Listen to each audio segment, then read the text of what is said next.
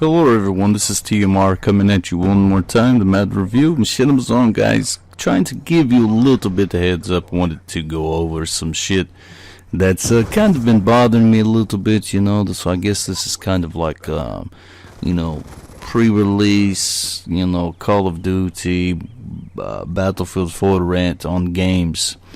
Now, if you guys haven't actually been paying close attention to some of this shit, it seems like Call of Duty Ghost and Battlefield 4, it's supposed to actually release before the new generation consoles come out.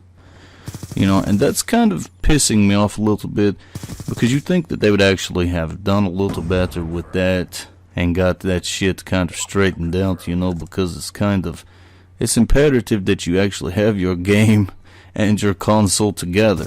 And the way this is looking, that I'm going to actually have my console, or my game rather, before I actually get the console. And that's going to actually be kind of aggravating. And what I understand is, and this is a rumor, so granted you need to actually contact your local GameStop and see if this is something they are actually participating in your area, because they may not be doing it. And a rumor that I actually heard, excuse me, was that they are actually going to allow you to come in and get your Call of Duty Ghost for PS3 or Xbox 360. Then you bring it back and they will give you $50 in-store credit, I guess, toward the next generation console game. And I believe, they're referring to allowing you to get a PlayStation 3 version, then come in, trade for PS4 version, they give you $50. Now, with that being said, I highly recommend that you actually contact your local GameStop or one of your GameStops in, multiple GameStops, because you do not want to actually get a hold of something and then you be like, hey, TMR told me this is true, because I cannot be liable for that kind of shit. If you go and you get some shit and you get fucked, don't blame it on me, because I said go actually contact multiple GameStops in your area and see if you can actually get someone, multiple people to actually say, yeah, that's going to be policy. We're doing that to help out the gamers. That's what they should do, but we'll see. Excuse me.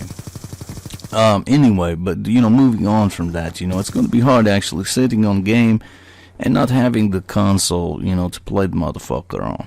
It's going to get a lot of look at the fucking game. You're going to open it, you're going to look at the instructions, you're going to be like, man, I wish I had my console. What the fuck is going on? This is stupid. And to me, it's going to piss me off, blah blah blah blah. But if at the time I'm going to try to actually take advantage, more than likely, of getting, the game, and hoping, I'm going to actually contact GameStop, and I'm going to see if they actually allow you to bring that back in for $50 trade, because that would be great, and then you're only going to be out, like $15? $15 is cheaper than renting game, and for that X amount of days, so if it's something you're wanting to do, I highly recommend to go do it. That way, you can play, and then you'll actually have a way to actually compare the games when they come out together. You'll see what you're getting with your new console. Now, I don't predict that the new console is going to have much as far as sound improvements, because they've came a very long way. I think sound is almost as high as it can actually get at this moment with game.